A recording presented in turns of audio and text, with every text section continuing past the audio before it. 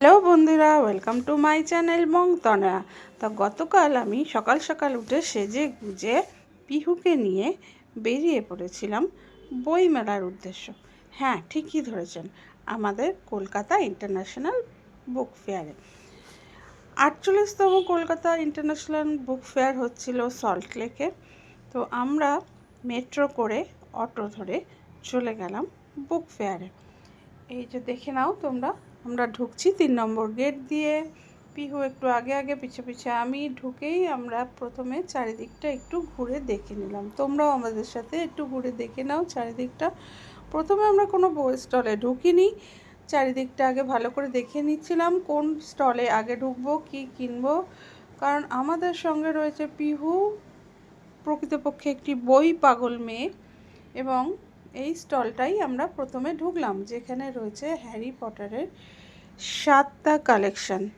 তা ওর মধ্যে থেকে কোনো একটা কালেকশন, যার নামটা এর মধ্যে মনে পড়ছে না, পিহুর খুব পছন্দ ছিল, কেনার মানে ইচ্ছে ছিল, সেখান থেকে কেনার জন্য ঘুরে ঘুরে দেখতে থাকলাম।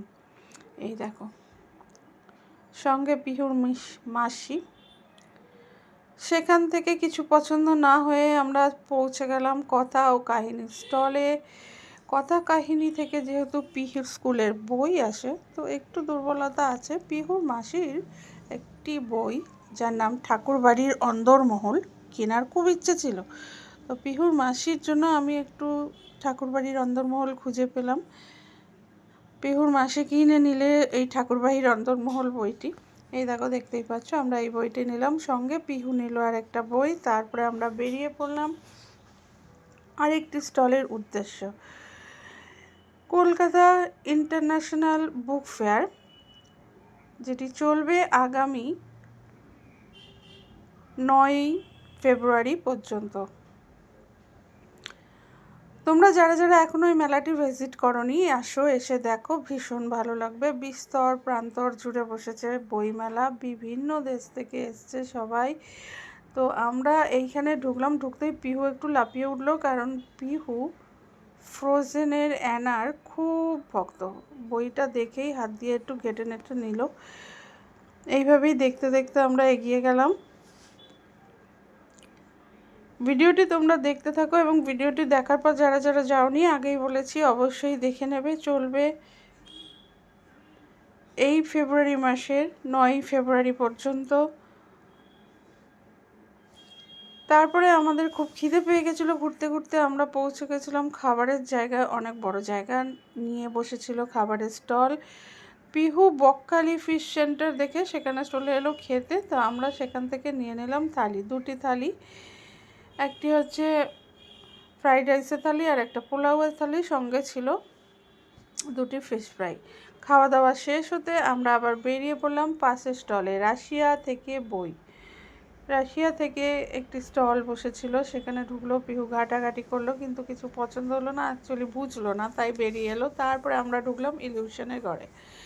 ইলিউশনের স্টলটিতে ঢুকলাম, ইলিউশনের তো কিছু দেখতে পেলাম না, তবে হ্যাঁ দেখলাম একজন ভদ্রলোক কাঠের মধ্যে খুব সুন্দর করে কলকা করছে। কলকা মানে ওই সন্দেশের ওপর যে ছাপাগুলো তৈরি হয় না, সেই ছাপা বানাচ্ছে কাঠের ওপর। ছোটোবেলায় দেখেছিলাম, ঠাকুমার কাছে ছিল পাথরের ওপর। এখানে এসে দেখলাম ভদ্রলোক কাঠের উপর করছে। আশপাশটা একটু ভালো করে তোমাদের সঙ্গে ঘুরে দেখিনি। তারপর আমরা ঢুকলাম আরেকটি স্টলে, সেখানে গিয়ে আমার পিহু সোনা নিয়ে নিল হিউম্যান বডির একটি বুক। এই যে দেখে নাও, হিউম্যান বডি।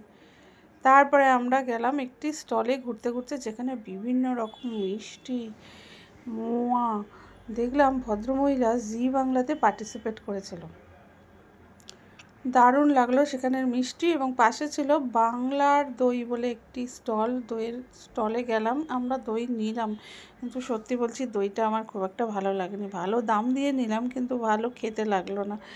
এবার তোমরা গেলে সেখানে খাবে কি খাবে না তোমাদের ব্যাপার, তবে অবশ্যই একবার গিয়ে চেক করতে পারো। এবং সবার শেষে, শেষে না, ঠিক শেষের ঠিক আগে একটি স্টল ভিজিট করেছিলাম।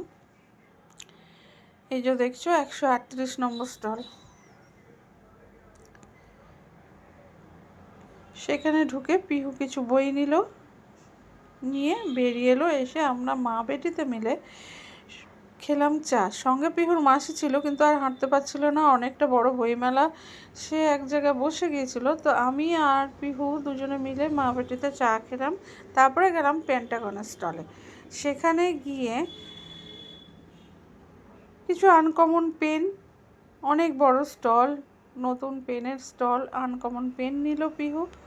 নিয়ে এই যে দেখছো, খুব সুন্দর করে কয়েকজনের সাথে ছবি তুলে আমরা বাড়ি চলে এলাম। বাড়িতে এসে এই বইগুলো কিনেছে, তোমরা দেখতে থাকো, অবশ্যই মেলাটা ভিজিট করো। আর আমার চ্যানেলটা লাইক, কমেন্ট, সাবস্ক্রাইব করতে ভুলো না কিন্তু।